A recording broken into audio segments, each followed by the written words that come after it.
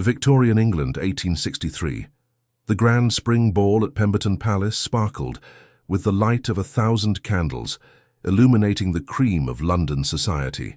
Ladies in billowing silk gowns fluttered like exotic birds across the polished ballroom floor, their laughter mingling with the sweet notes of the orchestra.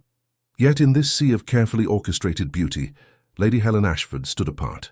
"Do straighten your posture, dear," whispered Lady Caroline Ashford, her mother, with a gentle pat on her daughter's arm, and perhaps a smile would not go amiss.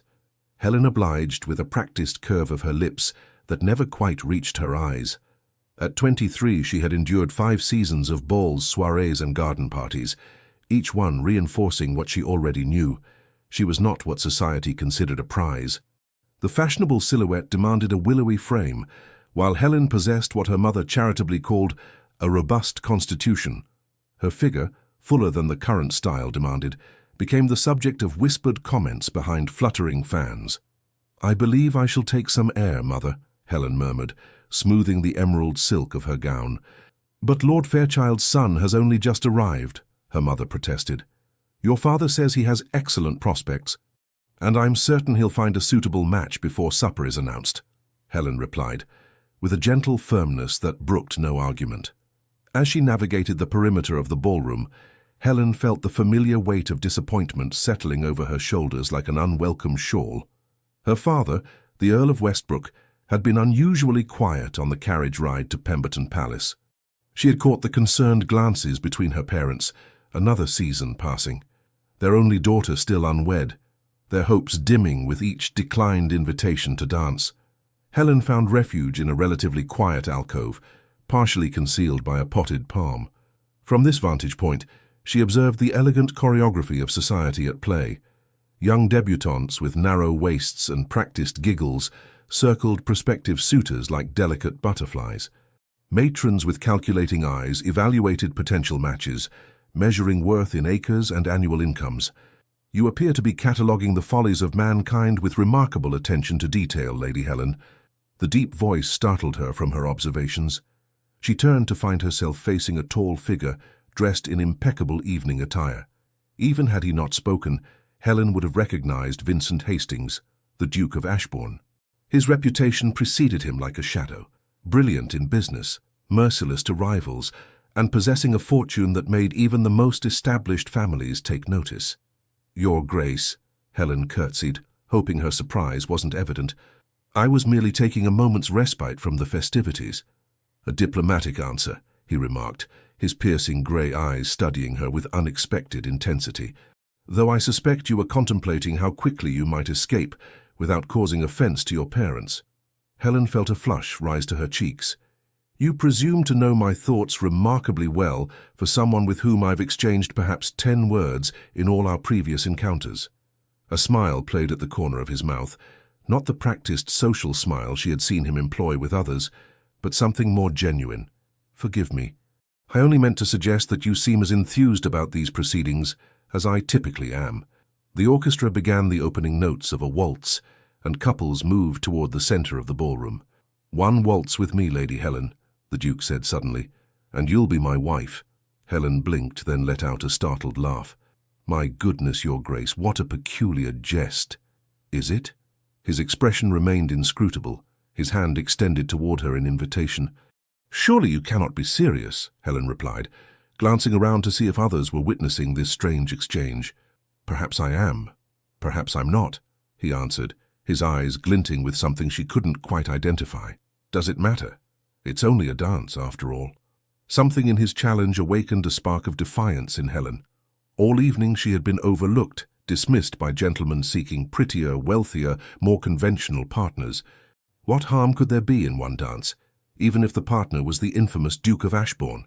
"Very well," she placed her hand in his. "Though I warn you, Your Grace, I may tread upon your toes. I'm not known for my grace on the dance floor." "I shall consider myself warned," he replied, leading her toward the center of the ballroom. As they took their positions, Helen became acutely aware of the curious glances directed their way. The Duke of Ashbourne rarely danced, and never with someone like her, a lady of good family but unremarkable beauty, with no exceptional dowry to recommend her. His hand at her waist was firm but respectful, as they began to move in time with the music.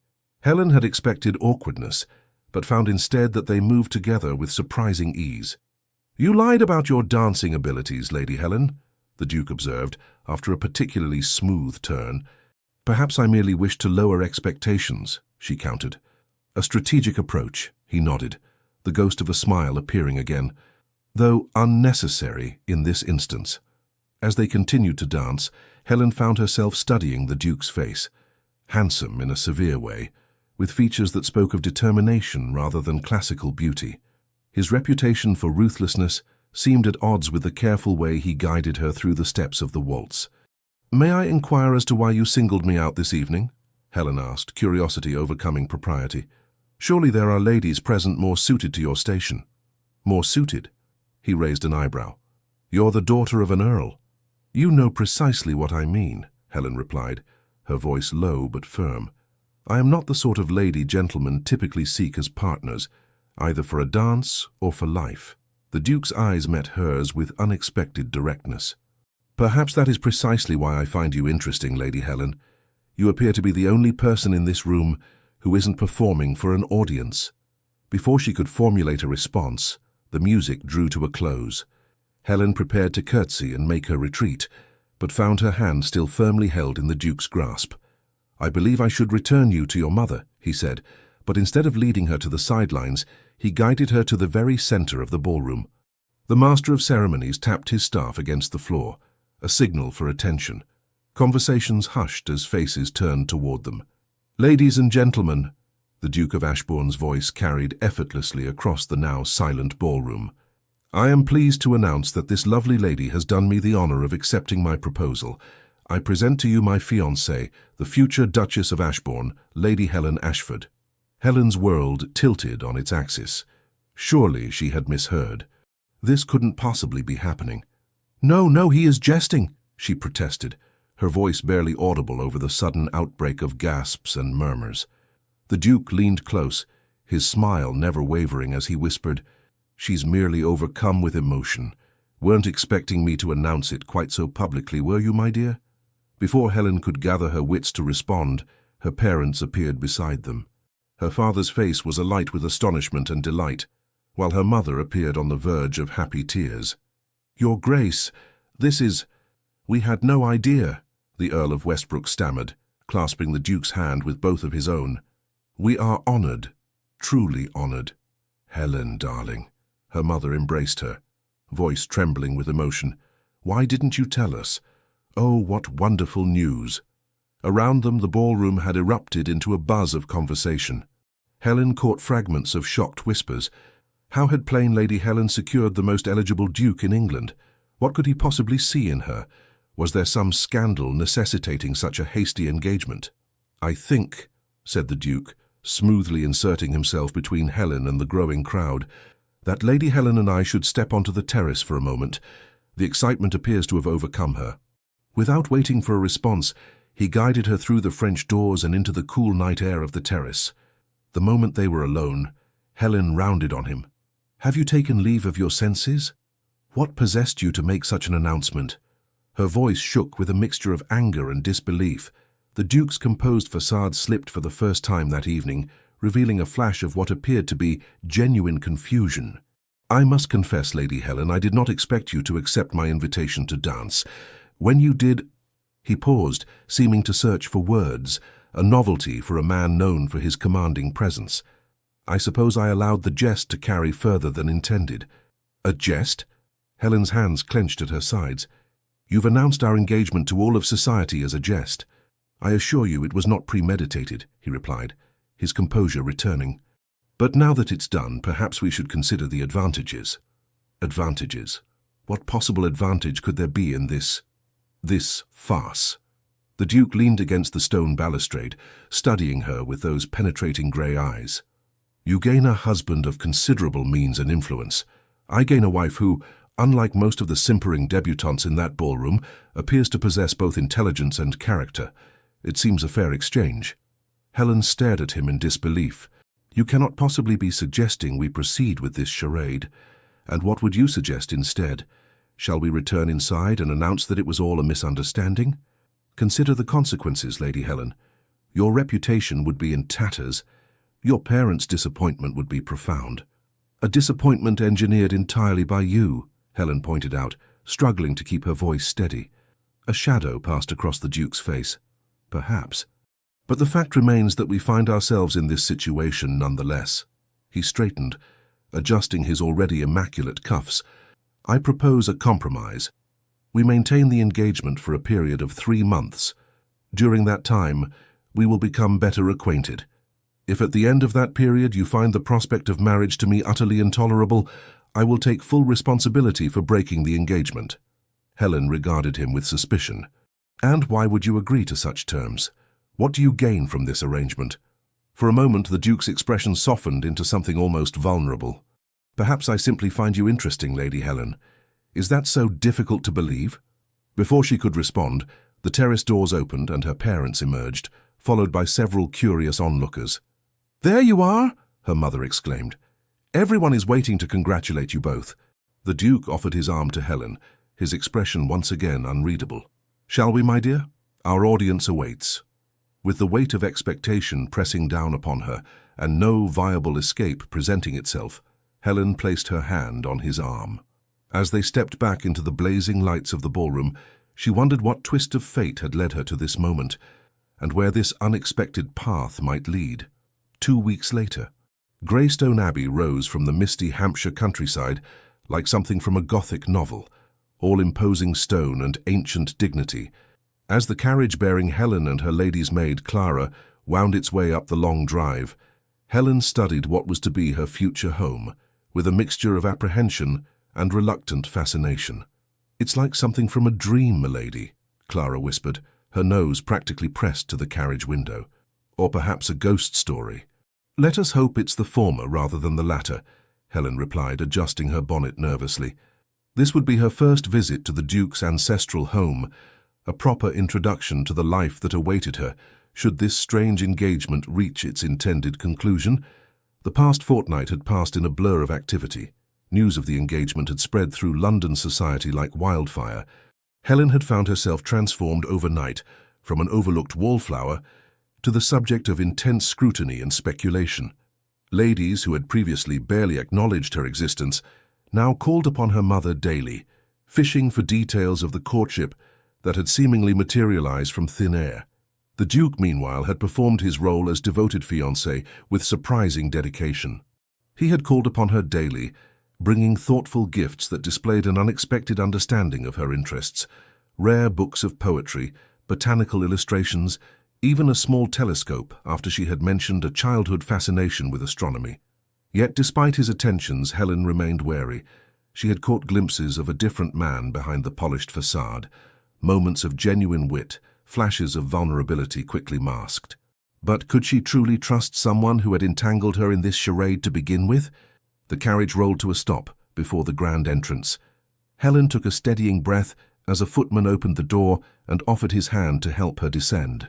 The Duke stood waiting at the top of the stone steps, dressed more casually than she had yet seen him in a well-tailored riding coat and buckskin breeches. The country setting seemed to suit him.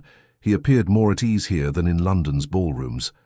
"Lady Helen," he bowed slightly, taking her hand, "welcome to Greystone Abbey." "Your Grace," she curtsied, acutely aware of the servants' curious glances. "Thank you for the invitation." "Vincent, please," he corrected, offering his arm. "If we are to maintain this charade convincingly, you might as well use my given name." Helen hesitated only momentarily before placing her hand on his sleeve. "Very well, Vincent, though I must confess it feels rather improper." A smile tugged at the corner of his mouth. "I suspect we left propriety behind the moment I announced our engagement at Pemberton Palace." He led her through the massive oak doors into a soaring entrance hall. Despite the grandeur of the architecture, with its vaulted ceilings and ancient tapestries, the interior was surprisingly warm and welcoming. "Mrs. Harrington, my housekeeper," Vincent introduced a stately woman who approached with a respectful curtsy. "She will show you to your chambers. I thought you might appreciate some time to refresh yourself after your journey." "That would be most welcome," Helen agreed, suddenly conscious of the dust from the road that clung to her traveling costume. "Excellent. Luncheon will be served at 1 o'clock in the morning room," Vincent said. Afterward, if you're amenable, I thought I might show you the grounds. As Helen followed Mrs. Harrington up the grand staircase, she couldn't help but wonder at the Duke's solicitousness. If this was merely a performance for the benefit of his staff, it was remarkably convincing. Her chambers proved to be a delightful suite overlooking the rose garden. Sunlight streamed through tall windows, illuminating the elegant but comfortable furnishings. Clara had already begun unpacking her trunks under the supervision of a young housemaid assigned to assist them. "His Grace had the rooms redecorated, my lady," Mrs. Harrington informed her with obvious pride. "The Duchess's suite has not been used since his mother's passing, but the Duke was most insistent that it be prepared for your arrival." Helen felt a pang of something indefinable at this information. "It's beautiful," she said sincerely. "Please convey my appreciation to His Grace." After Mrs. Harrington departed, Clara helped Helen change into a fresh day dress of lavender muslin. As her maid arranged her hair in a simpler style appropriate for the country, Helen found herself studying her reflection in the dressing-table mirror. "What am I doing here, Clara?" she asked softly. Clara met her gaze in the mirror. "If I may speak freely, milady." "Always." "I think you're giving yourself a chance." Clara secured a final pin in Helen's chignon. "Whether this peculiar arrangement leads to marriage or not, you're allowing yourself to be seen, truly seen, perhaps, for the first time." Helen considered this as she made her way downstairs for luncheon. The morning room proved to be another pleasant surprise. Less formal than she had expected, with comfortable furnishings and windows that opened onto a view of the kitchen gardens. Vincent rose as she entered. "I hope your chambers are to your liking." "Very much so," Helen replied, taking the seat a footman held for her. "I understand you went to considerable trouble to have them prepared." "Not at all." He waved a dismissive hand, though a hint of colour touched his cheekbones.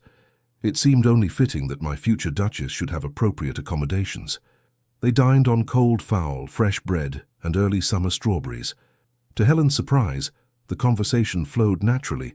Vincent inquired about her journey and spoke knowledgeably about the book of poetry he had sent the previous week.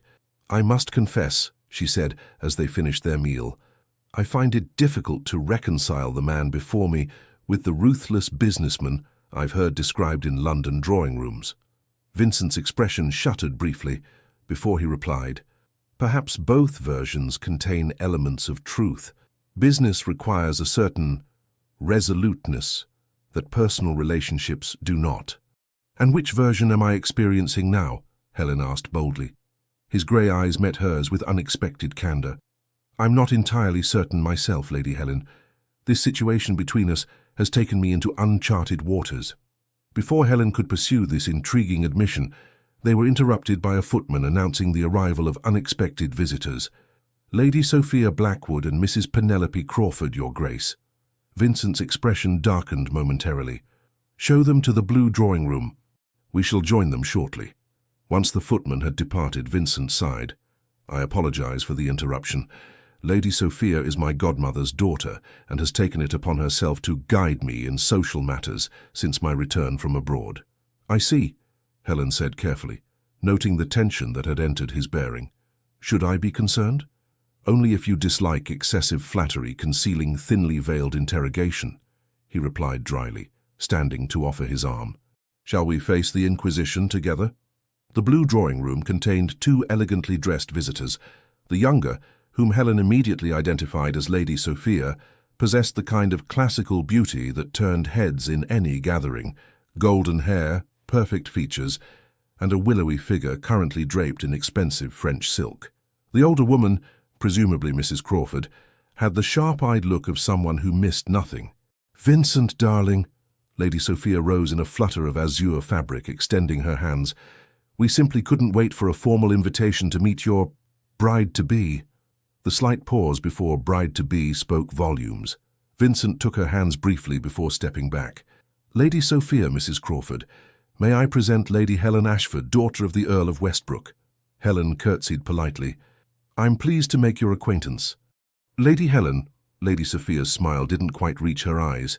"What a surprise your engagement has been to us all. Vincent has always been so particular about his associations." "A quality I continue to maintain," Vincent replied smoothly, guiding Helen to a settee and taking a seat beside her. Which is why I'm certain you'll understand that we had planned a quiet afternoon. Perhaps we might arrange for you to call another day." Mrs. Crawford gave a thin smile. "Now, Your Grace, we've travelled all this way. Surely you can spare a few moments to satisfy an old friend's curiosity." She turned her penetrating gaze to Helen. "The announcement was so sudden. One cannot help but wonder at the circumstances." "The circumstances are quite simple," Vincent replied before Helen could respond. "I met a woman of intelligence and character and decided she would make an excellent duchess." "How practical of you," Lady Sophia said with a tinkling laugh. Though one usually expects a certain compatibility in such arrangements, shared connections, similar backgrounds, she gave Helen an assessing glance that took in every inch of her unfashionably curvaceous figure. Common interests. Helen felt her cheeks warm, but Vincent's hand covered hers before she could respond. "I find that true compatibility often reveals itself in unexpected places," he said, his tone pleasant but firm. "Helen and I share a refreshing frankness that I value considerably more than shared connections in London ballrooms." Mrs. Crawford leaned forward, her eyes narrowing. "There are rumours, of course. Some suggest the hasty nature of the engagement might indicate particular circumstances." Helen stiffened at the implication, but Vincent's laugh cut through the tension. "If you're asking whether Lady Helen is with child, I can assure you that is not the case. Our engagement, while perhaps unexpected to society at large, is based solely on mutual regard." "How reassuring," Lady Sophia said, though her expression suggested she was anything but reassured. "Though one wonders why there was no proper courtship, no announcement in the papers until after that dramatic scene at Pemberton Palace." Helen found her voice at last. "His Grace and I preferred to keep our acquaintance private until we were certain of our feelings." The lie came more easily than she had expected. The announcement at the ball was perhaps more exuberant than we had planned, but sincere nonetheless. Vincent's eyes flicked to her face, something like admiration flickering in their depths. "Well," Mrs. Crawford sniffed, clearly dissatisfied with this explanation, "I do hope you understand the responsibility of the position you're assuming, Lady Helen. The Duchess of Ashbourne must uphold certain standards. The management of estates like Greystone requires experience, connections, and, of course, appropriate bearing." "I have every confidence in Helen's abilities," Vincent said firmly. "Now, ladies, I'm afraid we must cut this visit short. We have matters to discuss regarding the wedding arrangements." After a flurry of insincere expressions of delight at making Helen's acquaintance and promises to call again soon, the visitors were finally ushered out. Vincent returned to the drawing room to find Helen standing by the window, her posture rigid. "I apologize for that intrusion," he said quietly. "Lady Sophia has harbored certain expectations regarding her position in my life for some time." Helen turned to face him. She hoped to be Duchess. It wasn't a question, but Vincent nodded. "Her mother and my godmother have been orchestrating that outcome since we were children. I have never encouraged those hopes, but neither have I definitively extinguished them until now." "I see." Helen studied him thoughtfully. "That explains her hostility, but not yours. You seem to anticipate their visit with something like dread." Vincent's expression shuttered again, but after a moment's hesitation he replied, "Lady Sophia represents a world I have increasingly come to find hollow, a society that values appearances above substance, connections above character. And yet you move within that world with apparent ease. Necessity often requires us to wear masks, Lady Helen." He gestured toward the window. "Shall we continue with our original plan? The gardens are particularly pleasant this time of year." As they walked among the blooming roses, Helen found herself revisiting their encounter with Lady Sophia. "She is exceptionally beautiful," she observed, testing his reaction. "Conventionally so," Vincent agreed without enthusiasm. "Beauty is common enough in society. What I find far more rare is honesty." "Is that what attracted you to me?" Helen asked, surprising herself with her boldness. "My honesty?" Vincent paused beside a particularly vibrant crimson rose. "You challenged me from our first conversation. You did not feign interest in my title or fortune. You questioned my motives rather than accepting my attention as your due." He reached out to touch a perfect bloom. "In a world of carefully cultivated hothouse flowers, you are a wild rose, authentic and unafraid to show your thorns." The unexpected poetry of his response left Helen momentarily speechless. "I'm not certain that's a compliment," she finally managed. The ghost of a smile touched his lips. "It is perhaps the highest compliment I am capable of giving." They continued their walk in companionable silence, eventually reaching a small, ornamental lake. A stone bench provided a perfect vantage point to observe the tranquil water. "May I ask you something, Vincent?" Helen said as they sat. "You may ask. I reserve the right not to answer." "Fair enough." She gathered her courage. "Why did you really announce our engagement that night? The truth, please." Vincent was quiet for so long that Helen thought he might invoke his right not to answer. When he finally spoke, his voice was low. "I have spent my adult life building walls between myself and others. That evening, watching you observe the ballroom with such clear-eyed assessment of its absurdities, I recognized something of myself in you." He turned to face her, his expression more open than she had yet seen it. "When I approached you, I expected the same flattery and deference I received from everyone else. Instead, you met me as an equal, wary perhaps, but genuine." "That doesn't explain the public announcement," Helen pressed gently. Vincent ran a hand through his hair, the first truly unguarded gesture she had witnessed from him. "When you accepted my invitation to dance, something shifted. I found myself wondering what it would be like to have someone like you by my side, someone who would not simply agree with everything I said, someone who would see the man behind the title. So you claimed me like a prize at a country fair." Helen couldn't keep a note of indignation from her voice. "I acted impulsively," he admitted, surprising her. "It was uncharacteristic. I have built my reputation on careful calculation, yet in that moment—" He shook his head. "I can only offer my apology and the assurance that our agreement stands. 3 months, at the end of which you may decide whether to proceed or to end our engagement with your reputation intact." Helen studied him, trying to reconcile the controlling man who had announced their engagement without her consent with this surprisingly vulnerable figure beside her. "And if I choose to end it, what will you tell society? That I proved unworthy of your affection, that the fault lies entirely with me?" His gaze was steady. "I give you my word." Before Helen could respond, they were interrupted by the sound of approaching footsteps. A severe-looking man in formal attire appeared on the path. "Forgive the interruption, Your Grace, but an urgent message has arrived from London.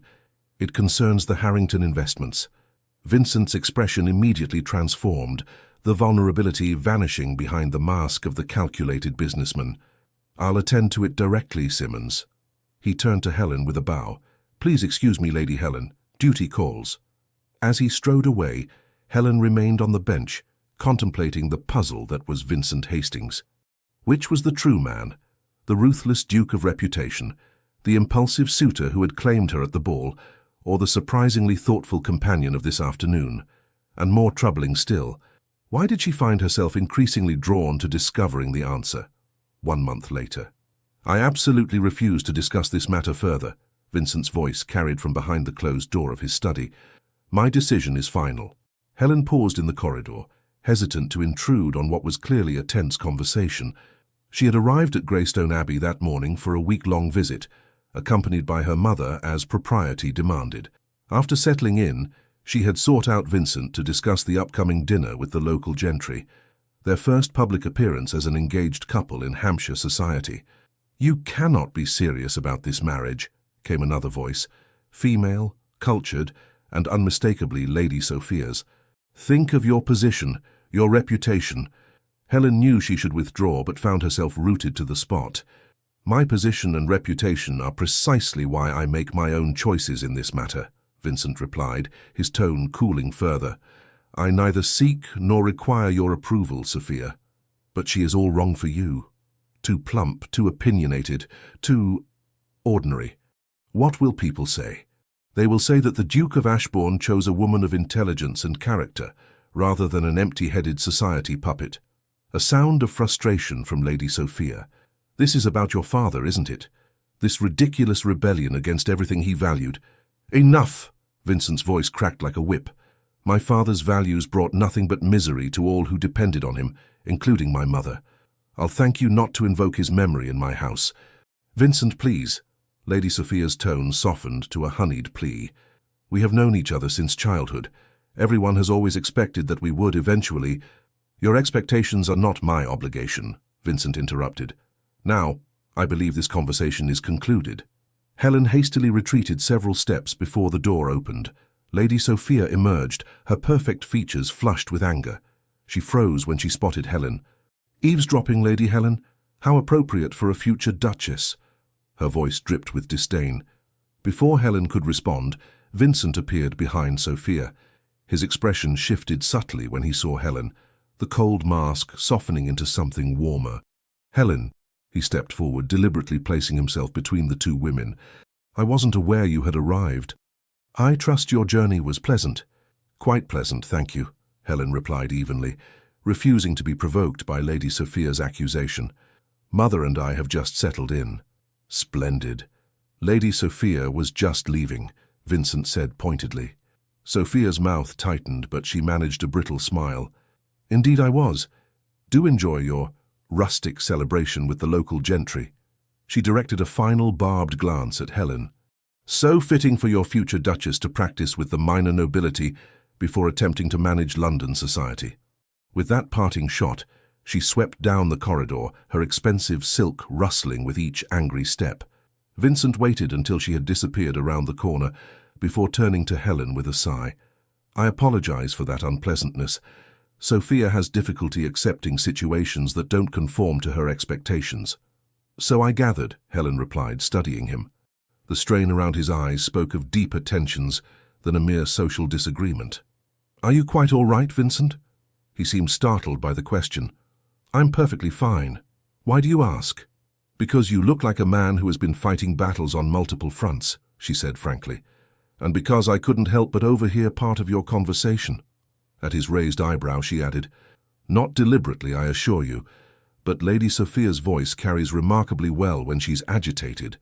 A reluctant smile tugged at his mouth. "Indeed it does." He glanced at the still open door of his study. "Would you care to join me for tea? I find myself in need of more pleasant company." The study reflected Vincent's character in its appointments, elegant but not ostentatious, with well-worn leather chairs and bookshelves that showed signs of frequent use. As a footman brought tea, Helen settled into one of the comfortable chairs by the fireplace. "You mentioned battles on multiple fronts," Vincent said after dismissing the servant. "Your perception is accurate as usual. The Harrington investments I was called away to address during your last visit have proven more complicated than anticipated." "Is it serious?" Helen asked, accepting the cup he offered her. Vincent hesitated, seeming to weigh how much to reveal. "Potentially. A shipment of goods has been seized in Portsmouth on allegations of improper documentation. I suspect interference from a business rival rather than any actual impropriety." "Could this rival be attempting to damage your reputation before the wedding?" Helen ventured. His eyes sharpened with interest. "What makes you suggest that?" Helen set down her teacup. "In the past month, our engagement has been the subject of considerable speculation. If someone wished to break the match, creating financial difficulties or scandal would be an effective strategy." "You have a remarkably strategic mind, Lady Helen," Vincent said with genuine admiration. "The thought had occurred to me as well. There are several parties who might benefit from damaging my standing, either personally or professionally." "Including Lady Sophia?" The question slipped out before Helen could consider its wisdom. Vincent's expression darkened. "Sophia is many things, but I don't believe she would sink to industrial sabotage. Her weapons are social, not financial." He paused, studying Helen thoughtfully. "You seem remarkably untroubled by her hostility toward you." Helen shrugged. "I have never been society's darling. Disapproval is not a new experience." She met his gaze steadily. "Though I will admit it is novel to be disliked for supposedly securing a match rather than for failing to do so." Her dry observation startled a genuine laugh from Vincent, a warm, rich sound she had rarely heard from him. "You continue to surprise me, Helen Ashford." "Good," she replied with unexpected boldness. "I should hate to become predictable." His grey eyes warmed. "I think there is little danger of that." The companionable moment was interrupted by a knock at the study door. Vincent's expression immediately composed itself into its usual reserved mask. "Enter," he called. Mrs. Harrington appeared with a curtsy. "Forgive the intrusion, Your Grace. But Lady Westbrook is asking for Lady Helen. Something about final fittings for new gowns. Helen sighed. Her mother had insisted on commissioning an entirely new wardrobe for her, appropriate for her future station as a duchess. The endless fittings had become a trial of patience. Please inform Lady Westbrook that I shall join her directly, Helen said, rising reluctantly. Vincent stood as well. Before you go, might I request your company for a ride tomorrow morning? There are aspects of the estate I'd like to show you. I would enjoy that, Helen replied, surprised by the genuine regret she felt at ending their conversation. As she followed Mrs. Harrington from the study, Helen found herself reflecting on the changes of the past month. The strangeness of their arrangement had gradually given way to something that, while still complex, increasingly resembled a genuine courtship. Vincent had proved to be a considerate, if sometimes distant, fiancé. Their conversations had deepened beyond polite social exchanges into discussions of literature, politics, and philosophy, areas where Helen's unconventional education had prepared her well. She had discovered in him a sharp intelligence and unexpected flashes of humor beneath the controlled exterior. Yet questions remained. The conversation she had overheard revealed depths of conflict in Vincent's past that she had only glimpsed before. References to his father and the implication of family discord suggested wounds that Vincent kept carefully concealed. The following morning dawned clear and mild, perfect for riding. Helen wore her new riding habit of deep forest green, which her mother had insisted was more befitting a future duchess than her old navy blue ensemble. As she descended to the entrance hall, she found Vincent waiting, dressed in riding attire that emphasized his athletic build. "So you look remarkable, Lady Helen," he said, his admiration appearing entirely genuine. "Green suits you exceedingly well." "Thank you," she replied, pleased despite herself. "Mother insisted on the new color. She has become quite determined that I should look the part of a duchess." "You require no artificial enhancement to do so," Vincent said, offering his arm to escort her outside. "Your natural dignity would suit any station." The horses awaited them in the courtyard, a spirited chestnut gelding for Vincent and a gentle bay mare for Helen. "I took the liberty of selecting Persephone for you," Vincent said, as a groom helped Helen mount. "She has a mild temperament, but enjoys a good gallop when given the opportunity." "Much like myself," Helen observed with a smile, settling into the side saddle. "Mild-mannered until provoked." Vincent's eyes crinkled with amusement as he swung up onto his own mount. An apt comparison. "Shall we?" They rode at a leisurely pace through the estate's extensive grounds. Vincent proved to be a knowledgeable guide, pointing out various features of the land and explaining innovations he had implemented in farming practices. The previous method of crop rotation was woefully outdated, he explained as they passed a field where workers were busy with early summer planting. "By introducing new techniques and investing in proper drainage, we've increased yields by nearly 30%. Helen listened with genuine interest. "Your tenants must appreciate such improvements. Many landowners resist change, even when it would benefit everyone involved." Vincent's expression grew thoughtful. "My father was one such landowner. He believed that tradition should be maintained at all costs, regardless of its effectiveness." He guided his horse around a fallen branch. "When I inherited, many of the estate villages were in deplorable condition. Implementing changes has not always been easy. People resist disruption to familiar patterns, even harmful ones, but the results speak for themselves." "You care about their welfare," Helen observed. "That contradicts your reputation in London." Vincent's lips quirked in a humorless smile.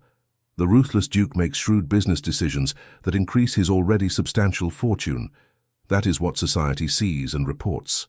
They rarely look beyond the surface to question how those profits are employed." They crested a small hill, and Vincent reined in his mount. Below them spread a neat village of stone cottages surrounding a small green. A new schoolhouse stood at one end, its slate roof gleaming in the morning sun. "Ashbourne Village," Vincent explained. "We've rebuilt most of the cottages over the past 5 years, adding proper ventilation and sanitation. The schoolhouse was completed last autumn. All children of the estate receive education until the age of 12, regardless of their parents' station." Helen studied him with new understanding. "This is where your shipping profits go." He nodded, a hint of vulnerability crossing his features before being carefully masked. "My mother," suffered greatly from my father's indifference to the welfare of those dependent on him. I swore that when the estate came into my hands, things would be different. The personal admission hung between them, significant in its rarity. Helen sensed there was much more to the story, but knew better than to press. "It's admirable work," she said simply. "Would you show me the village more closely? I should like to see the schoolhouse in particular." Relief flickered across Vincent's face at her acceptance without further questioning. Of course. Their arrival in the village caused a stir. Workers tipped their caps respectfully to the Duke, while women curtsied and children stared with wide eyes. To Helen's surprise, Vincent greeted many by name, inquiring after family members and stopping to discuss specific concerns with several of the older men. The schoolmaster, a young man with intelligent eyes and an earnest demeanor, showed them around the schoolhouse with evident pride. "We have 43 pupils at present, Your Grace, Lady Helen," he explained. "The additional slates you authorized have made a significant difference in our mathematics instruction." "Excellent," Vincent nodded. "And the library books I ordered from London?" "Arrived last week, sir. The children are particularly fond of the illustrated natural history volumes." As they took their leave, Helen noticed a small girl hovering nearby, clutching something in her hands and looking uncertain. "Hello there," Helen said gently, dropping to the child's level despite the constraints of her riding habit. "What's your name?" "Lily, milady," the girl answered shyly. "Lily Cooper. That's a lovely name," Helen smiled. "Do you attend school here?" The girl nodded, then thrust forward what she was holding, a small posy of wildflowers. "These are for you, milady. Dar says you're to be the new Duchess, and will look after us like His Grace does." Touched, Helen accepted the simple bouquet. "Thank you, Lily. That's very kind of you." Vincent, who had been speaking with the schoolmaster, turned at this exchange. Something in his expression softened as he observed Helen with the child. "Miss Cooper gives you high praise indeed," he said, as they remounted their horses to continue their ride. "Her father is one of my most trusted tenant farmers." Helen twirled the small bouquet between her fingers. "The entire village seems to hold you in high esteem. It's quite at odds with how you're perceived in London." "London sees what I choose to show it," Vincent replied. "I find it simpler to keep certain aspects of my life separate from society's prying eyes." "Including your charitable works?" "Especially those," he confirmed. "Genuine good is best done quietly, without expectation of praise or advantage." They rode in contemplative silence until they reached a small hill crowned by an ancient oak tree. Vincent suggested they dismount and rest the horses before returning to the house. Spread beneath the tree's sprawling canopy was a blanket and a picnic hamper, clearly arranged in advance. "You planned this," Helen said, pleasantly surprised. "Guilty as charged," Vincent admitted, helping her dismount. "I thought you might appreciate refreshment after our ride." The simple meal of cold chicken, fresh bread, and early strawberries tasted extraordinarily good in the open air. Helen found herself relaxing in a way she rarely did in formal settings, leaning back against the trunk of the great oak and admiring the view of Greystone Abbey in the distance. "It truly is beautiful here," she mused. "So different from London." Vincent, sitting beside her, followed her gaze. "I've always found more peace here than anywhere else. London is a necessary evil for business, but this," he gestured to the rolling countryside, "this is home." "You speak of London society with such disdain," Helen observed, "yet you move within it with apparent ease." Vincent was quiet for a moment, idly turning a strawberry between his fingers. "We all wear masks, Lady Helen. Some of us simply become more adept at it than others. And which is the mask? The ruthless Duke of London or the compassionate landlord of Hampshire?" His grey eyes met hers with unexpected directness. "Perhaps both are aspects of the same man, neither wholly false nor completely true." The honesty of his answer stirred something in Helen. "I believe I prefer the Hampshire version, though I suspect both are necessary in their proper contexts." "And what of you?" Vincent asked, his voice softening. "What masks do you wear, Lady Helen Ashford?" The question caught her off guard. I'm not certain I understand. Don't you?" His gaze was gentle but perceptive. The dutiful daughter who endures London seasons, despite knowing she doesn't fit society's mold. The accomplished, educated woman who pretends to care about embroidery and gossip to please her mother. The fiancé who agreed to maintain our charade out of concern for her family's feelings rather than her own desires. Helen felt unexpectedly exposed, as though he had seen through carefully constructed defenses she hadn't even realized she maintained. "You see a great deal," she said quietly. "I recognize familiar patterns," Vincent replied. "We are not so very different, you and I." A gentle breeze stirred the leaves above them, creating a dappled pattern of sunlight and shadow across the blanket. In this peaceful moment, removed from the constraints and expectations of society, Helen found herself studying Vincent with new eyes. The severe lines of his face had softened, and she could see both the man he was and the boy he might once have been, before life had taught him to guard himself so carefully. "The 3-month agreement," she said suddenly. "Does it still stand?" Vincent stiffened slightly. "Of course, I gave my word." "And if—" Helen hesitated, gathering her courage.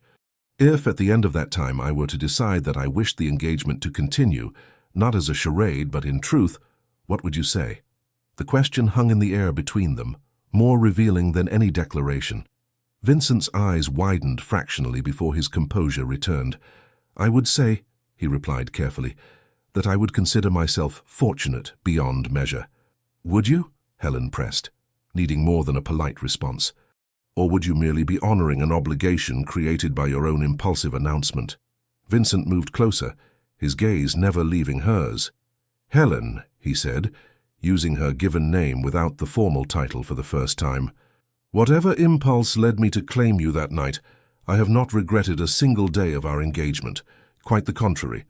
Each conversation, each glimpse of your mind and spirit, has only confirmed what I somehow sensed from the beginning, that you are extraordinary in ways that have nothing to do with society's shallow measures of worth." The intensity of his words stole Helen's breath.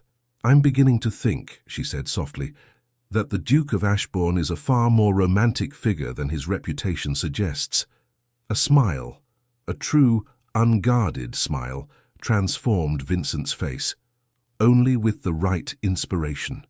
The moment stretched between them, charged with unspoken possibilities.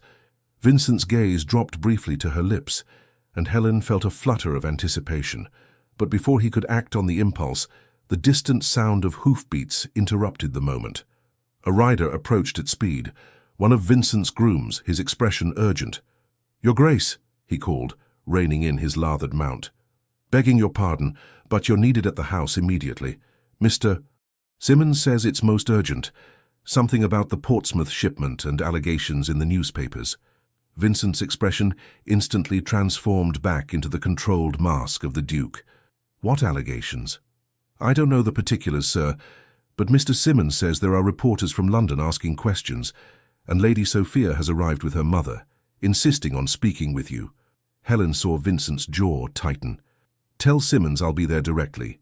As the groom galloped back toward the house, Vincent turned to Helen with regret in his eyes. "I must deal with this.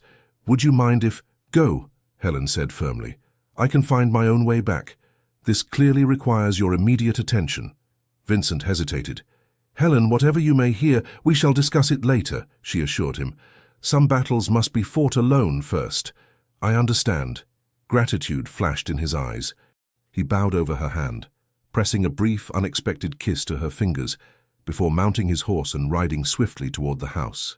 Helen gathered the remains of their picnic at a more leisurely pace, her thoughts whirling. The peaceful interlude had revealed more of Vincent's true character than weeks of formal interaction. Yet now some new crisis threatened to intrude upon their growing understanding. As she rode back to Greystone Abbey, Helen couldn't help but wonder what fresh challenge awaited them there, and whether their fragile new connection would withstand the storm. The scene that greeted Helen upon her return to Greystone Abbey was one of barely contained chaos. Servants hurried through the halls with worried expressions, and raised voices could be heard from Vincent's study. Her mother intercepted her in the entrance hall, her normally composed features pinched with concern. "Helen, there you are. What is happening? The house is in absolute uproar, and Lady Sophia arrived in a state of high agitation, saying something about a scandal in the newspapers." "I know as little as you do, Mother," Helen replied, handing her riding crop and gloves to a waiting footman. Vincent was called away urgently, but he didn't have time to explain the details. Lady Westbrook lowered her voice. "There are reporters from London newspapers in the village. asking most impertinent questions about the Duke's business dealings and, she glanced around before continuing, and the nature of your engagement. Helen felt a cold knot form in her stomach. I see. Where is Vincent now? In his study with Mr. Simmons and some other gentlemen. Lady Sophia and her mother, Lady Catherine, are waiting in the blue drawing room. They've been asking to speak with you. Helen straightened her shoulders. Then I shall oblige them. But first I need to change from my riding clothes. In her chambers, Clara helped her change swiftly into a day dress of deep blue silk, one of her new gowns, chosen specifically because the colour lent her a certain dignity. There's all manner of gossip below stairs, milady, Clara reported, as she fastened the tiny buttons at Helen's back. Something about smuggled goods and accusations in the papers, and that Lady Sophia arrived saying she knew this would happen, and that it's all connected to the engagement. Did she indeed? Helen's voice was calm, though her mind raced. How interesting. Miss Daniels, Lady Sophia's maid, is telling anyone who'll listen that her ladyship always expected the Duke would come to his senses and make a proper match once this temporary infatuation passed. Clara's indignation on Helen's behalf was evident in every syllable. I see. Helen studied her reflection as Clara arranged her hair. The woman who gazed back at her looked composed and dignified, every inch a future duchess.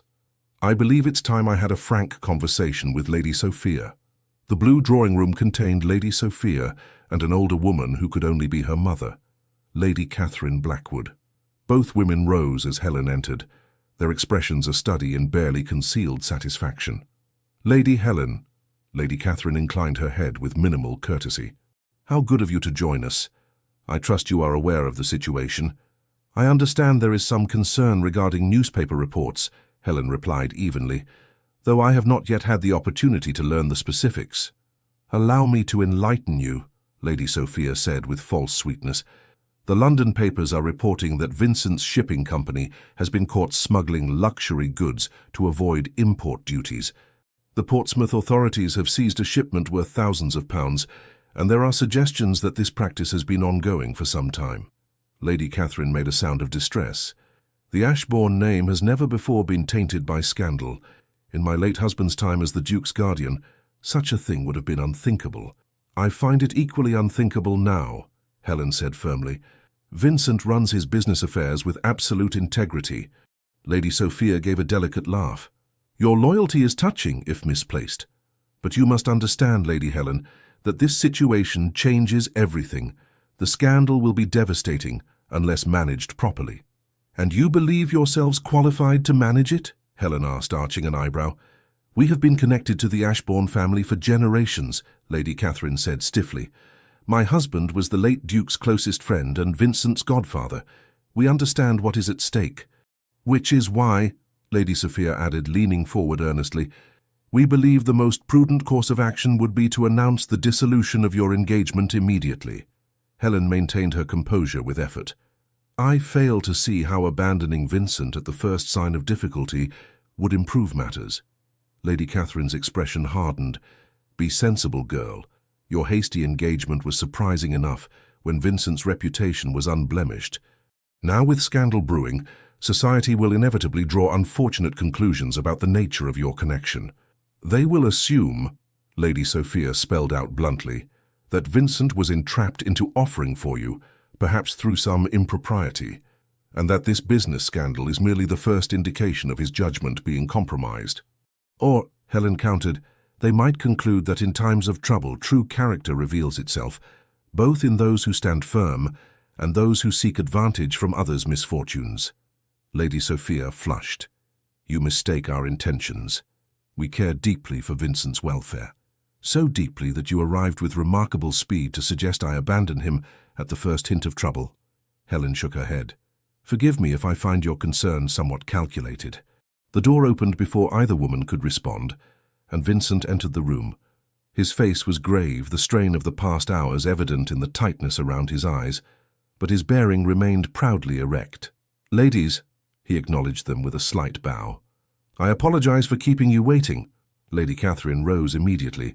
Vincent, my dear boy, we came as soon as we heard. This dreadful business is being addressed, Vincent finished firmly. The allegations are false, as I will shortly prove. Of course they are, Lady Sophia said soothingly, moving to his side and placing a hand on his arm. But the damage to your reputation in the meantime. We've been discussing with Lady Helen the wisdom of postponing the wedding until this matter is resolved. Vincent's gaze shifted to Helen, a question in his eyes. Actually, Helen said calmly, Lady Sophia was suggesting that breaking the engagement entirely would be the most prudent course. I was explaining why I disagree. Vincent gently but firmly removed Lady Sophia's hand from his arm. I see. His voice was cool. I appreciate your concern, but my personal affairs are not open for committee discussion. Vincent, Lady Catherine protested, you must think of the Ashbourne name, of your position in society. A scandal of this nature will be addressed directly and decisively, Vincent interrupted. The facts will speak for themselves once they are brought to light. He moved to stand beside Helen. As for my engagement, it stands. Indeed, Lady Helen and I were discussing this very morning the possibility of moving the wedding date forward rather than postponing it. Helen managed to hide her surprise at this unexpected declaration. They had discussed no such thing, but she understood immediately what Vincent was doing, asserting control of the narrative and denying his detractors the satisfaction of seeing his personal life disrupted by their machinations. How impulsive, Lady Sophia said, her voice strained. One might almost wonder if there are additional reasons for such haste. The only reason, Vincent replied with deliberate emphasis, is that I see no purpose in delay when my mind is quite decided. He placed his hand over Helen's where it rested on the back of a nearby chair. Now, if you'll excuse us, I need to speak privately with my fiancé. Lady Catherine drew herself up with wounded dignity. I see our concern is unwelcome. Come, Sophia. We shall return to London immediately. You're welcome to stay the night, Vincent offered with perfect courtesy, though his tone suggested he expected, and preferred, refusal. No, I think not, Lady Sophia replied tightly. Clearly our presence is superfluous now that you have such a steadfast supporter in Lady Helen. After they had departed, Vincent led Helen to his study, dismissing the servants with instructions not to disturb them unless absolutely necessary. Once they were alone, he sank into a chair with a weary sigh, the carefully maintained facade cracking to reveal genuine exhaustion. I apologize for involving you further in this mess, he said, rubbing a hand across his face, and for the presumption of announcing plans to advance our wedding without consulting you. It seemed the most effective way to silence their immediate interference. It was, Helen agreed, taking the seat opposite him. Now, tell me the truth of this situation. What exactly is happening? Vincent studied her for a moment as if assessing how much to reveal. Then, apparently deciding on complete candor, he explained, the Portsmouth shipment contains French silks and other luxury goods. The documentation is entirely in order, with all appropriate duties paid. However, someone has bribed officials to claim irregularities and has simultaneously planted stories in the newspapers suggesting smuggling and tax evasion. Who would do such a thing? Helen asked. I have my suspicions, Vincent replied grimly. Lord Richard Harrington, a business rival who has opposed me in several recent ventures, stands to benefit considerably if my reputation is damaged. The timing is particularly suspicious, as I'm currently negotiating to purchase controlling interest in a shipping line he has also been pursuing. You mentioned this Harrington investment before, Helen recalled. Could Lady Sophia or her mother be involved as well? Vincent hesitated. I would not have thought them capable of industrial sabotage. Social manipulation is more their style. But the coincidence troubles me. They appeared remarkably quickly after the news broke. As if they were anticipating it, Helen suggested. Precisely. Vincent leaned forward, his expression intent. The most damaging aspect of this situation is the speed with which the allegations have spread. Someone ensured that the newspapers received anonymous information simultaneously with the seizure of the goods. What will you do? I've sent my solicitor to Portsmouth with all the original documentation proving the legality of the shipment. My agent in London is speaking with the newspaper editors, demanding retractions, and I've dispatched letters to my most important business associates assuring them of the falsehood of these claims. Helen considered this information carefully. You need to address the source as well as the symptoms. If Lord Harrington is indeed behind this, he must be dealt with directly. Vincent's eyebrows rose slightly at her strategic thinking. Yes, but carefully. Accusing a peer of the realm of criminal actions without incontrovertible proof would only worsen the situation. Then we must obtain such proof, Helen said simply. Who handles Lord Harrington's shipping arrangements? Who might have access to his correspondence? Every conspiracy requires multiple participants, and not all will be equally loyal or discreet. A slow smile spread across Vincent's face. Helen Ashford, you have a positively devious mind beneath that proper exterior. I prefer to think of it as practical, she replied with a small smile of her own. Now, about this accelerated wedding date. Was that merely a stratagem to thwart Lady Sophia, or did you mean it? Vincent's expression grew serious. It was a tactical response in the moment, but he rose and came to kneel beside her chair, taking her hands in his. If you would consider it, not out of obligation or to counter this scandal, but because you wish it, I would be honored to make you my Duchess sooner rather than later. The sincerity in his eyes took Helen's breath away.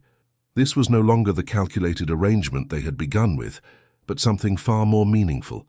What of our 3-month agreement? She asked softly. You promised me time to decide. And I stand by that promise, Vincent replied. If you wish to wait, we shall wait. I would not have you rush into a decision of such magnitude without complete certainty. Helen studied their joined hands, his strong and steady around her smaller ones. And what of the scandal?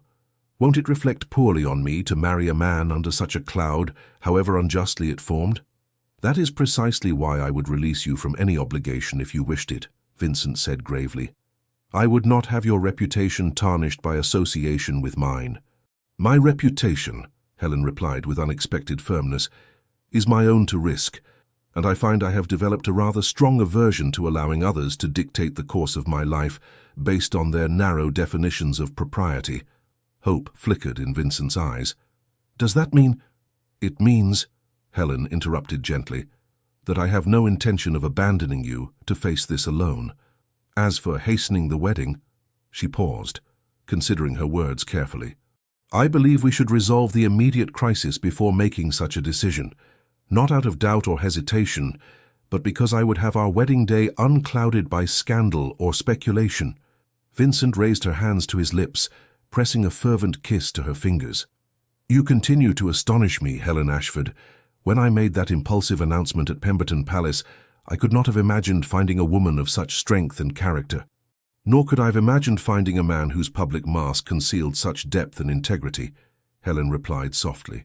For a moment, they remained thus, connected by joined hands and newfound understanding. Then Vincent rose, his expression shifting back to determination. We have work to do, he said, the Duke once more though with a new warmth in his eyes. If you're to stand with me in this battle, you should know all the details. Over the next hour, Vincent shared every aspect of the situation with Helen, valuing her insights and suggestions. Together, they crafted a strategy to counter the allegations and identify the true culprits.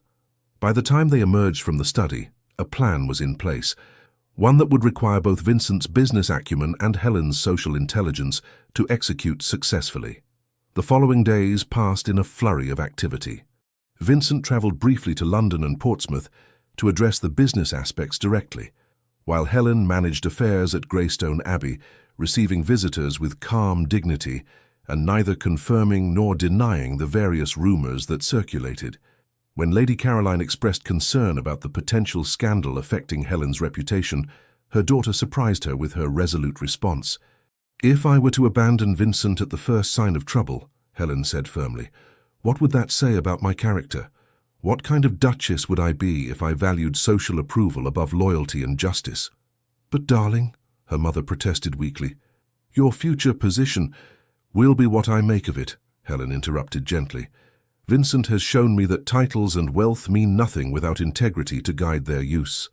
I would rather be the wife of a good man under a cloud of false accusations than the pampered ornament of a man with no substance. Lady Caroline studied her daughter with new eyes. You love him, she said, wonder in her voice. This began as such a strange arrangement, but you've actually fallen in love with him. Helen felt a flush rise to her cheeks. I admire him greatly, she admitted. His public persona conceals a man of remarkable principles and compassion. And he cares for you as well, her mother observed shrewdly. I've seen how he looks at you when he thinks no one is watching. Whatever peculiar circumstances brought you together, I believe you may have found something genuine amid the artifice. Vincent returned from London 3 days later with an expression of grim satisfaction. He sought Helen immediately, finding her in the library where she was composing correspondence. "We have him," Vincent announced without preamble. Harrington's clerk came forward with evidence. Apparently his conscience couldn't bear the weight of the deception any longer. Helen set aside her pen, relief washing over her. What exactly did he reveal? Letters in Harrington's hand, instructing the bribery of customs officials and the placement of false stories in the newspapers. But more interestingly, Vincent's expression darkened. Correspondence between Harrington and Lady Catherine Blackwood, discussing how best to create a scandal that would force me to reconsider certain personal decisions. They were working together, Helen said, the pieces falling into place. Lady Catherine saw an opportunity to secure your marriage to Sophia by discrediting you and making me appear a liability. Precisely. Though Harrington's primary motivation was financial, Lady Catherine's was entirely personal. She has apparently harbored hopes of joining our families since Sophia was in the cradle. What will happen now? The newspapers will print retractions tomorrow. The customs officials involved have been dismissed and may face charges. As for Harrington, Vincent's mouth set in a grim line. He faces financial ruin. Several of his investors have withdrawn their support in light of his actions. And Lady Catherine and Sophia will find themselves notably absent from society's most exclusive gatherings for the foreseeable future. And us? Helen asked softly. What of us, Vincent? He crossed the room to her side, taking her hands and drawing her to her feet. That depends entirely on what you want, Helen. Our 3-month agreement still stands if you wish it. Or, she prompted when he hesitated. Or you could agree to marry me in truth, not as part of a charade or arrangement, but because, against all expectations, we have found in each other something genuine and valuable. Helen studied his face, the face that had become so dear to her over these past weeks. The stern lines had softened when he looked at her, the grey eyes warm with an emotion she had come to recognize as love. When you announced our engagement at Pemberton Palace, she said carefully, I thought it the most mortifying moment of my life. I was certain you were mocking me, the plain, overlooked daughter of an earl, suddenly claimed by the most eligible duke in England. Vincent winced. It was unconscionable of me. I acted on impulse without... Helen placed her fingers gently against his lips, silencing him. Let me finish. What began as mortification became confusion, then curiosity, then admiration. I discovered a man beneath the title, a man of principle and depth, who cares for those dependent on him and strives to use his privilege for good rather than mere self-aggrandizement. She took a deep breath, gathering her courage. Somewhere along the way, admiration became something more. I found myself looking forward to your letters, treasuring our conversations, thinking of you when we were apart. So yes, Vincent Hastings, I will marry you, not because of a rash announcement at a ball or to satisfy society's expectations, but because I love you. Joy transformed Vincent's face, making him look younger and more vulnerable than she had ever seen him. He drew her close, his arms encircling her with gentle reverence. I love you, Helen Ashford, he said, his voice thick with emotion. I think perhaps I began to fall in love with you that very first night, when you looked at me not as the Duke of Ashbourne, but simply as a man, and found me wanting. Helen laughed softly. I found you intimidating and presumptuous. As I said, wanting, Vincent smiled, but you challenged me to be better, to be worthy of the woman you are, rather than the Duchess society expected. And you showed me that I need not conform to society's narrow definitions of worth to be valued, Helen replied. That my mind and heart mattered more than my appearance or accomplishments. Vincent cradled her face between his hands, his gaze tender. You are beautiful, Helen. Not by society's artificial standards, perhaps, but in all the ways that truly matter. Your kindness to that child in the village, your strategic thinking in the face of crisis, your loyalty when it would have been easier to abandon me, these are the qualities of true beauty. He lowered his head slowly, giving her time to withdraw if she wished. But Helen raised her face to his, and their lips met in a first kiss that held both tenderness and promise. When they finally parted, Vincent rested his forehead against hers. "I believe we have scandalized the servants quite thoroughly," he murmured, a smile in his voice. "Good practice for scandalizing society, I suppose," Helen replied with newfound boldness. "After all, they still won't understand what the Duke of Ashbourne sees in plain Lady Helen Ashford." Vincent's arms tightened around her. "Then we shall simply have to show them, my love, day by day, year by year, until even the most obtuse observer recognizes what I already know, that you are the most remarkable woman in England, and I the most fortunate of men to have won your heart." 6 months later. The grand winter ball at Pemberton Palace sparkled with the light of 1,000 candles, just as it had on that fateful spring evening when a dance had changed 2 lives forever. But this time, Helen entered the ballroom not as an overlooked wallflower, but as Her Grace the Duchess of Ashbourne on the arm of her husband. She felt the weight of curious glances, heard the whispers behind fans and gloved hands. Despite the vindication of Vincent's business affairs and their apparently happy marriage, society still wondered at the match, the severe Duke and his unconventional Duchess.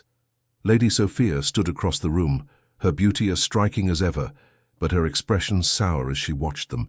Beside her, her mother maintained a rigid dignity, though both women had lost considerable social standing when their plot with Lord Harrington had been exposed. "She still resents me," Helen observed quietly to Vincent. "And will likely continue to do so indefinitely," he replied, unconcerned. "Though her prospects have improved recently, I hear Lord Fairchild's son has begun to pay her marked attention."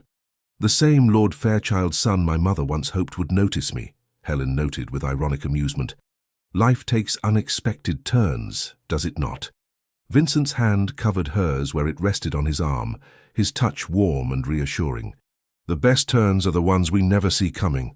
The orchestra began the opening notes of a waltz, the same waltz they had danced to all those months ago. Vincent turned to Helen with a formal bow, though his eyes danced with private mischief. "One waltz with me, Duchess," he said with deliberate echo of that first night, "and you'll be my wife." Helen laughed, the sound bright and unrestrained. "I believe that particular bargain has already been fulfilled, Your Grace." "So it has," Vincent agreed, leading her onto the dance floor, "though I find myself wishing to renew it daily for the rest of our lives." As they moved in perfect harmony across the ballroom, Helen reflected on the journey that had brought them to this moment. From a jest that wasn't truly a jest, through misunderstanding and revelation, to a love neither had expected to find. Each step had been necessary, each challenge overcome had strengthened the bond between them. "What are you thinking, my love?" Vincent asked softly as he guided her through a turn. Helen smiled up at him, no longer the uncertain woman who had once feared she would never find acceptance. "I'm thinking that some games, when played with the right partner, can lead to the most unexpected victories."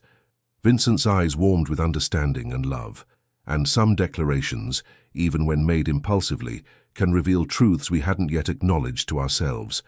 As they continued their dance, observed by all of society, Helen felt none of the self-consciousness that had plagued her throughout previous seasons. The weight of others' opinions had lightened, replaced by the certainty of her own worth, and of Vincent's unwavering regard. "The Countess of Elderwood is practically vibrating with curiosity," Vincent murmured, nodding subtly toward a formidable matron watching them intently. "She cornered me earlier to express her astonishment at how well our match has turned out." "How generous of her," Helen replied dryly. "And what did you tell her?" "That I consider myself the most fortunate man in England to have secured a wife of such intelligence, character, and beauty, and that if society cannot recognize your value, it merely confirms my low opinion of society's discernment." Helen felt a flush of pleasure at his words. "You didn't." "I most certainly did," Vincent affirmed with a hint of the stern Duke that had once intimidated all of London. "It's time society adjusted its narrow definitions rather than expecting exceptional women to diminish themselves to fit arbitrary molds." The music drew to a close and Vincent led Helen from the dance floor.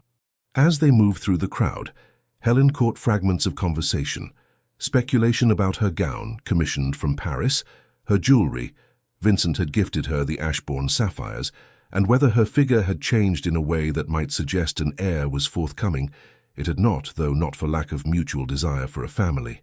"Shall we silence the gossips once more?" Vincent asked, a gleam of mischief in his eyes as they reached a relatively quiet corner.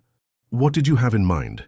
Helen asked, recognizing the expression that still occasionally took her by surprise, the playful side of her husband that so few were privileged to witness. In answer, Vincent drew her into a modest but unmistakable embrace, pressing a brief kiss to her forehead with obvious affection. Around them, conversations faltered as society registered this public display of genuine attachment between the Duke and his unconventional Duchess. "Shocking," Helen murmured, though her eyes danced with amusement. "What will people say?" "That the Duke of Ashbourne is clearly besotted with his wife," Vincent replied, unrepentant. "And they would be entirely correct." Later that evening, as their carriage carried them back to Ashbourne House, their London residence, Helen leaned against Vincent's shoulder in comfortable familiarity. "I received a letter from Clara today," she said, referring to her former lady's maid who had recently married the schoolmaster from the village near Greystone Abbey. "The new addition to the schoolhouse is nearly complete. The children are thrilled with the prospect of a proper library room." "Excellent," Vincent nodded with satisfaction. "And the clinic in the village?" "Dr. Bennett reports that the new medicines have arrived from London. He believes the fever that troubled the Harper family's youngest child has finally broken." Vincent covered her hand with his, their fingers intertwining with practiced ease. "You've transformed Ashbourne Village in just 6 months. The tenants speak of you with such admiration." "I've merely built upon the foundation you established," Helen demurred, "though I must admit I find the work deeply satisfying, far more so than planning elaborate dinner parties or making social calls." "Yet you manage those duties with remarkable grace as well," Vincent observed. "The diplomatic way you handled the ambassador's wife last week was nothing short of masterful."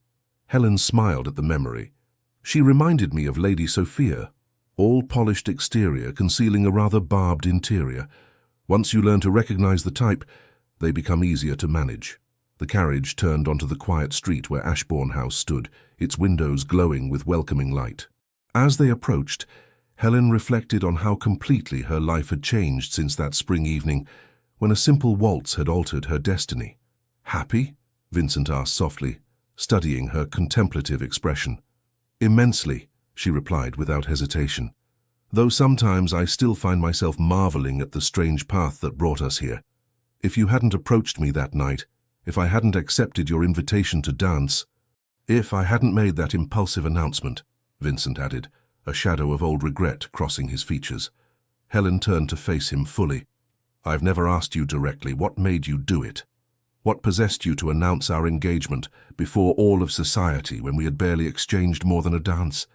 Vincent was quiet for a moment, seeming to search for the right words. "There was a moment during our waltz," he finally said, "when you looked at me, not with the deference or calculation I was accustomed to, but with clear-eyed assessment. You saw me, Helen. Not the title, not the fortune, but the man beneath. And in that moment I realized how rare that was, how precious." His hand tightened around hers. "The announcement was impulsive, yes, but the impulse came from a recognition, perhaps not fully conscious even to myself, that I had found something unique and valuable that I was unwilling to relinquish." "Even though you barely knew me?" Helen asked, touched by his explanation but still wondering at the risk he had taken. "Even then," Vincent confirmed, "though I will admit I had no idea how completely my initial impression would be confirmed and exceeded as I came to know you truly." The carriage came to a stop before their home. Vincent helped Helen descend, but paused before they ascended the steps to the front door. "In business," he said thoughtfully, "I've often trusted my instincts. Those immediate impressions that arise before conscious thought has time to analyze, they've rarely led me astray." His eyes, warm in the light spilling from the house, met hers. "With you it was the same, an instinctive recognition that defied logical explanation but proved profoundly true." Helen smiled, reaching up to touch his cheek tenderly. "Then I'm grateful for your impulsiveness, Your Grace. It led to the happiest of outcomes, despite our rather unconventional beginning." "And you, my love?" Vincent asked as they climbed the steps together. "What made you stay when you could have cried off, claimed a misunderstanding, escaped the charade?" Helen considered this as they entered the warmth of their home. Curiosity at first, she admitted, as a footman took their outer garments. Then pride. I refused to be intimidated by Lady Sophia and her ilk. But then, she paused, searching for words to express the gradual transformation of her feelings. Then I began to see glimpses of the man behind the Duke. The way you knew the names of every tenant child. The books you chose as gifts, showing you'd actually listened to my interests rather than assuming what a lady should prefer. The respect with which you treated those in your employ. They ascended the grand staircase together, retiring to the private sitting room that connected their respective chambers, though in truth they rarely slept apart. By the time the scandal erupted, Helen continued as Vincent poured them each a small glass of sherry, I found I could no more abandon you than I could stop breathing, not out of obligation or propriety, but because my heart was already yours, though I scarcely recognized it myself. Vincent handed her a glass, his expression tender. We are quite the pair, aren't we?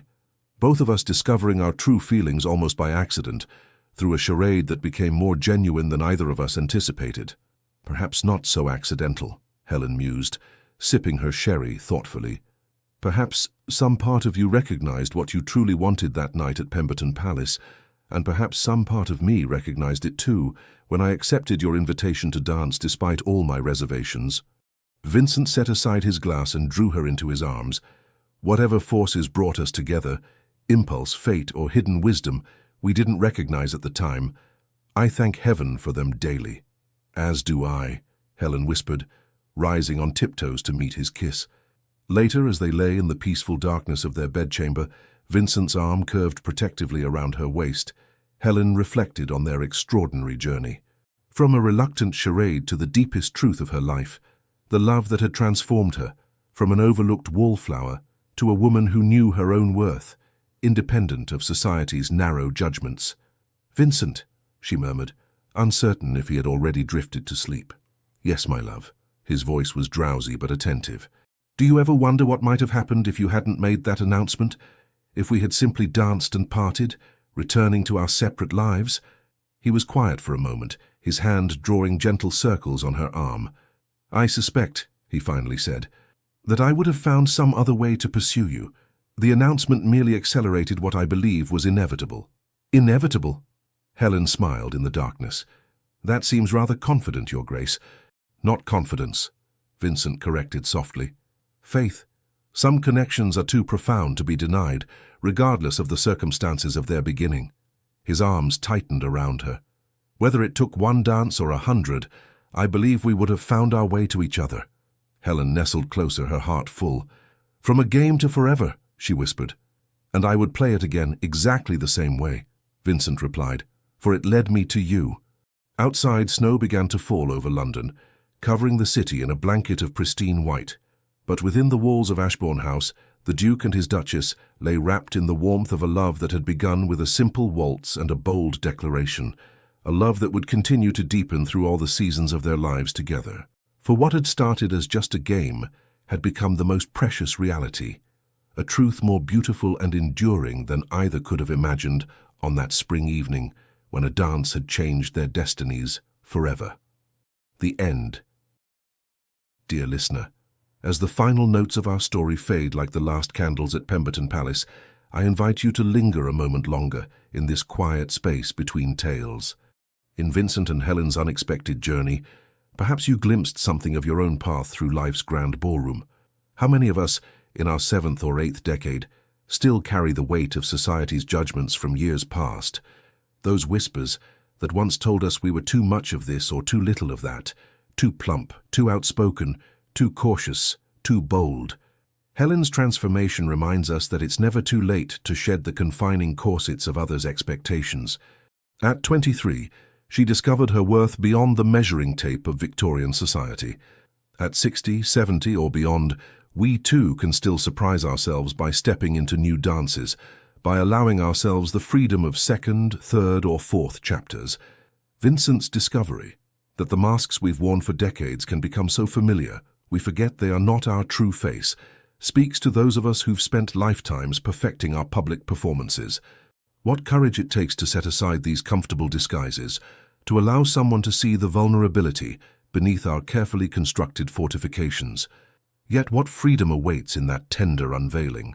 The silver threads now gracing your temples carry wisdom that your younger self could only imagine. Like the ancient oak that sheltered our lovers' picnic, you have weathered storms that once seemed unbearable, shed leaves you thought essential, and still stand, perhaps altered, but undefeated by time's passage. Tonight, as you settle into rest, may you release the weight of judgment, both from others and from that sometimes harsh voice within. Like the Duke's ancestral home transformed by Helen's presence, your years are not a burden, but a beautifully weathered estate, each crack and crease telling stories of resilience, of love both given and received, of battles fought and wisdom earned. Tomorrow, when dawn breaks, may you greet it with the quiet confidence of those who know that true value, like true love, only deepens with the passing seasons. Your hands may bear the marks of time, but they are all the more beautiful for the lives they've touched, the burdens they've carried, the joys they've celebrated. In a world that too often worships at the altar of youth, be like our Helen, standing firm in the knowledge that character, kindness, and authentic presence will always outshine the fleeting sparkle of artificial standards. Your worth was never found in fitting into society's narrow definitions, but in the unique melody you've contributed to life's grand orchestra. Sleep well tonight, wrapped in the assurance that your story, with all its unexpected turns and beautiful imperfections, is still unfolding, still worthy of being told, still captivating those fortunate enough to know its narrator. With profound gratitude, Legends of the Fall team. Thank you so much for staying with us until the end of this story. If this story touched your heart, please like this video, leave us a comment, and share it with someone you think would enjoy it too. We invite you to subscribe to our channel and help support our storytelling project, so we can continue crafting new tales full of love, redemption, and transformation. And don't forget, at the end of this video, another suggested story will appear. Click and be surprised by another unforgettable journey from the bottom of our hearts. Thank you.